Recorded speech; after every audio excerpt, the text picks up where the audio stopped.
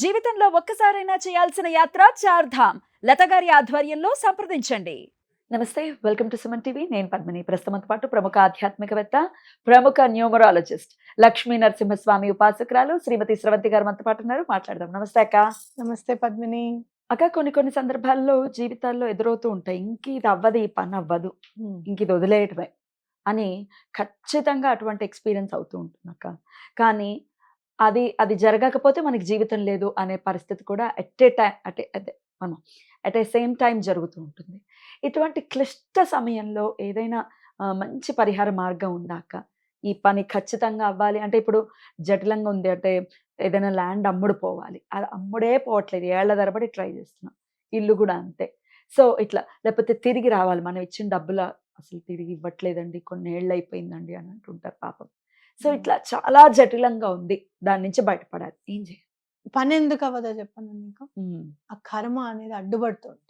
భగవంతుడు హెల్ప్ చేద్దాం అనుకున్నా కూడా మన కర్మ ఒకసారి అట్లా ఉందనుకో. అందుకనే పెద్దవాళ్ళు అంటూ ఉంటారు చూడు, నా కర్మ, నువ్వు మాత్రం ఏం చేయగలుగుతావులే, కర్మ రాసి పెట్టుండే రాడు.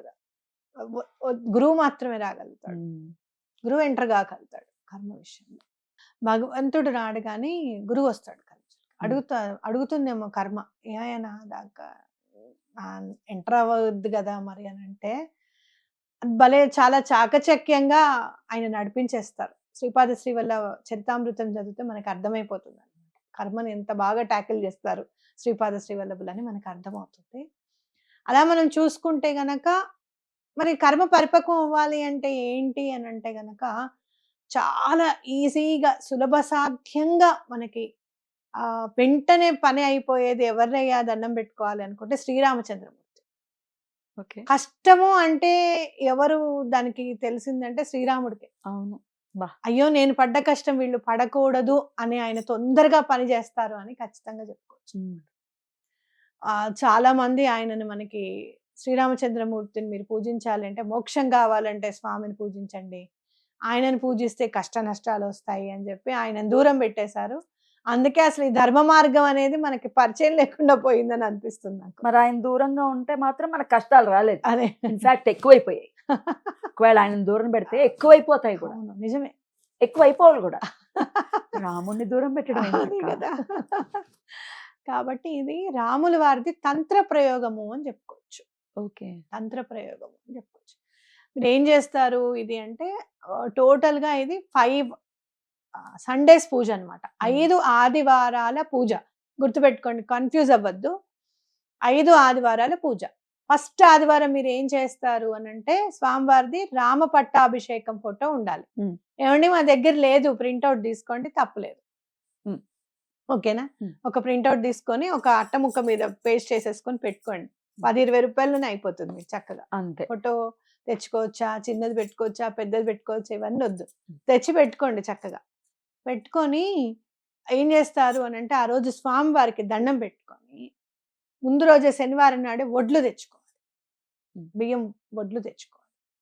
తెచ్చుకొని 1 కిలో తెచ్చుకోండి, అర కిలో అయినా పర్వాలేదు. ఏం చేస్తారంటే, స్వామివారికి దీపము ధూపము అన్ని నైవేద్యము అన్ని రెడీ చేసుకొని పెట్టుకోండి. ఆ రోజు ఫస్ట్ ఆదివారం మాత్రం అరటిపళ్ళు నైవేద్యం పెట్టినా పర్వాలేదు. సెకండ్ ఆదివారం నుంచి నేను చెప్తాను ఏం చేయాలో.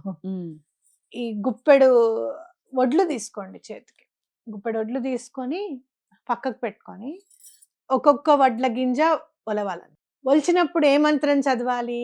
రామాయ రామచంద్రాయ జానకి ప్రాణవల్లభాయ ఆపదుద్ధారకాయ స్వాహ చదవాలి. ఈ మంత్రం చదువుతూ వడ్ల గింజను వదలాలి. అంటే వడ్ల గింజను తీస్తాం, రామాయ రామచంద్రాయ అంటూ తీస్తాం, అంటూ అలా అంటూ ఉంటే ఒక్కొక్కసారి ఆగిపోతాం. ఏం చేయండి అంటే, చక్కగా ఒక పేపర్ మీద రాసుకొని ఎదురుగుండా పెట్టుకొని రామాయ రామచంద్రాయ జానకి ప్రాణవల్లభాయ ఆపదుద్ధారకాయ స్వాహ అలా చూస్తూ తీయండి. ఎప్పుడన్నా నోరు ఆగినా చూపు ఉంటుంది కాబట్టి ఆపకుండా ఉన్నట్టు ఉంటుంది. ఆ వడ్లన్న గింజలన్నీ తీసేసిన తర్వాత అవి తీసుకొని ఒక డబ్బాలో వేయండి ఆ బియ్యాన్ని. అలా మండే ఆదివారం చేస్తారు, సోమవారం చేస్తారు, మంగళవారం, గురువారం, శుక్రవారం, శనివారం కంటిన్యూగా రోజు చేయాలి. 29 days పూజ వస్తుంది ఇది టోటల్గా చేయాలి. ఈ బియ్యాన్ని ఏం చేయాలి, నెక్స్ట్ సెకండ్ ఆదివారం వస్తుంది కదా, ఆ చక్కగా అవి చక్కగా దంచేసి పొడి చేసుకొని చలివిడి చేయాలి. చలివిడి చెయ్యాలి అనంటే ఏం చేస్తారు అనంటే కొంచెం నానబెట్టుకోండి కాస్త. నానబెట్టుకొని ఒక మంచి వస్త్రం మీద ఆరబోసేసుకుంటే చలివిడి ఈజీగా అవుతుంది. అంత చిన్న గ్రైండర్‌లో ఎలాగో అలాగో పొడి చేసుకోండి. ఓకేనా? ఆ చలివిడి చేసిన తర్వాత నివేదన చేయాలి స్వామివారికి ఆ రోజు ఆదివారం నాడు. సెకండ్ ఆదివారం నాడు చలివిడితో చలివిడి నివేదన. నివేదన. పూజ చేసుకోవడం ఏంటి అనంటే దీపము, ధూపము, చక్కగా పువ్వులు ఉమ్, స్వామివారికి ఈ చలివిడి నివేదన చేసి హారతి ఇవ్వడము, ఉమ్, చక్కగా ఆ రోజు రామరక్షా స్తోత్రము, హనుమాన్ చాలీసాను చదువుకోవడము చేయాలి. ఉమ్, ఓకేనా? ఉమ్, చెయ్యాలి గానీ ఆ రోజు గూడా మళ్ళీ ఆదివారం గూడా మళ్ళీ ఉమ్, వడ్లు తీయడం మాత్రం మానకూడదు. ఉమ్, ఎక్స్‌ట్రా పననమాట ఇది. ఉమ్. సెకండ్ ఆదివారం నాడు. ఓకేనా? అలా మీరు 5వ ఆదివారం వరకు చెయ్యాలి. ఉమ్, ఇంకా లాస్ట్ ఆదివారం నాడు మీరింక వడ్లు ఒలవాల్సిన అవసరం ఉండదు. ఉమ్. ఎందుకంటే ఇంక మనం మళ్ళీ 6వ ఆదివారం ఇంక నివేదన పెట్టక్కర్లేదు కదా! ఉమ్, టోటల్‌గా 5 వీక్స్ మధ్యలో వచ్చేవి చేయాలన్నమాట. ఉమ్. అర్థమైందా పద్మిని నీకు? అర్థమైందా క్లియర్‌గా? క్లియర్‌గా అర్థం. ఫస్ట్ ఆదివారం నాడు వడ్లు తీస్తాం. ఉమ్. సెకండ్ ఆదివారం నాడు చలివిడి చలివిడి చేస్తాం. చేస్తాం. థర్డ్ ఆదివారం నాడు చలివిడి చేస్తాం. ఫోర్త్ ఆదివారం నాడు చలివిడి చేస్తాం. ఇక ఫిఫ్త్ వారం మాత్రం పూజ మాత్రమే చేసుకుంటాం. మరి ఆ ఆదివారం లోపు ఇవన్నీ వడ్లు ఒలుస్తాం కదా, వాటిని ఏం చేయాలి?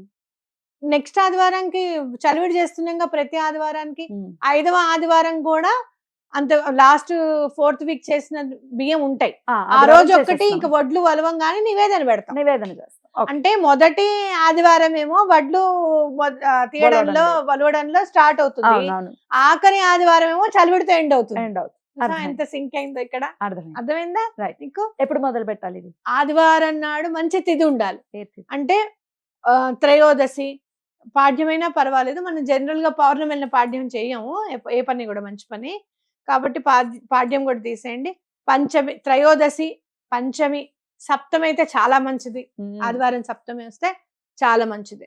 దశమి, ఏకాదశి ఈ 5 తిథులు యూజ్ చేసుకోవచ్చు. ఓకే. అద్భుతం.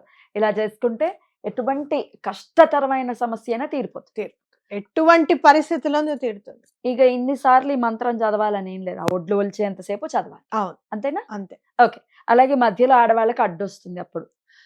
అప్పుడు 29 డేస్ వస్తుంది. మధ్యలో ఆ 3 రోజులు వదిలేసి ఏం చేస్తారంటే ఎక్స్టెండ్ చేయడానికి లేదు. 5 వారాల పూజే కదా! కరెక్ట్, మంచి డౌట్ అడిగారు. ఉమ్. అప్పుడు ఏం చేస్తారంటే 4 గుప్పిళ్ళు తీసుకొని ఒక రోజే ఒలవాలి ఖచ్చితంగా.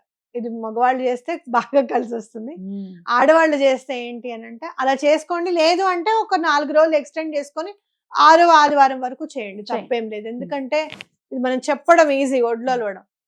కానీ ఒకటే రోజు 3 రోజులు వడ్లు ఒలవాలంటే మళ్ళీ అనిపిస్తుంది. ఒక రోజు చేసినందుకే మనకి వేళ్ళు నొప్పులొస్తాయి ఖచ్చితంగా. తర్వాత అలవాటయిపోతుంది. జీవితం పెట్టే ఈ కష్టాల నొప్పి కంటే ఈ నొప్పి పెద్ద నొప్పి కాదులేండి అక్క. కర్మ అట్లనే క్లియర్ అయిద్దేమో అనిపించింది నాకు వడ్లు ఒలవాలా అంటే. అందుకే రాముల వారికి ఒలిచిన వడ్లతోనే తలంబ్రాలు పోస్తారు అక్కడ శ్రీరామనవమి అప్పుడు అనిపించింది నాకు. మళ్ళీ ఆ బియ్యం మళ్ళీ విరక్కూడదు కూడా. విరగని బియ్యన్నే ఇస్తారట. అవును, ఎంత శ్రద్ధ. చాలా అద్భుతం. అద్భుతం అక్క. చాలా చక్కగా తెలియజేశారు. ఆ చనివిడిని ఇంట్లో వాళ్ళందరూ నివేదన చేసిన చలివిడి ఇంట్లో వాళ్ళందరూ తినడం మంచిది. సూతకంలో ఉన్న వాళ్ళు చేయొచ్చా? నో, చేయకూడదు. రాముల ద- వారికి సంబంధించింది కదా, చేయకూడదు. తర్వాత గుర్తుపెట్టుకొని చేసుకోండి. దండం పెట్టుకోండి. పని అయిపోవాలి మాకు, నేను తప్పకుండా చేస్తానని చెప్పి దండం పెట్టుకోండి. పని అయిపోయిన తర్వాత ఎలా రాముల వారికి ఎలా కృతజ్ఞతను ఆవిష్కరించారు? రాముల వారికి కృతజ్ఞత ఆవిష్కరిస్తే ఇక ఆంజనేయ స్వామి పరవశించిపోతాడు. ఉంటాడు అసలు. పరవశించిపోతాడు కదా. చదువుతూ ఉన్నప్పుడు ఖచ్చితంగా స్వామివారు ఎక్కడో ఒకటి దర్శనం ఇస్తారు. ఎందుకంటే రాముల వారి కదా చదివేది మంత్రము. ఎన్నిసార్లు చదువుతున్నాం కూడా లెక్క పెట్టకుండా చదువుతాను. నాకు ఇది బాగా నచ్చింది. ఎన్నిసార్లు చదవాలండి ఈ స్విచ్ వర్డ్ అని అందరూ అడుగుతూ ఉంటారు నన్ను.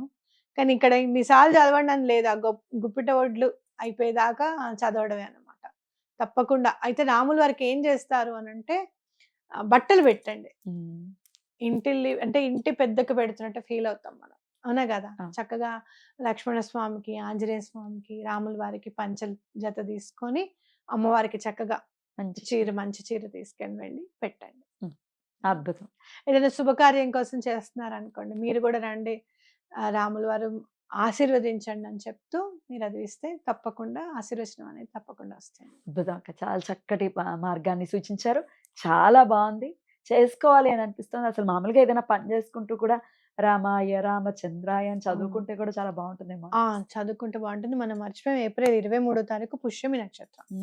ఆ, ఆదివారం పుష్యమి. ఆ, పుష్యమి నక్షత్రం గురువారం పుష్యమి. గురువారం గురు పుష్యమి. ఆ రోజు నేను చెప్తాను ఆంజనేయ స్వామి పూజ, ఉమ్. మీరు అది చెయ్యండి, ఎటువంటి పరిస్థితుల్లోనూ మీకు మంచే జరుగుతుంది. అద్భుతం. తెలుసుకుందాం ఆ వీడియో కూడా చూడండి. తప్పకుండా. రైట్ అక్క. Thank you so very much. నమస్తే అక్క. నమస్తే.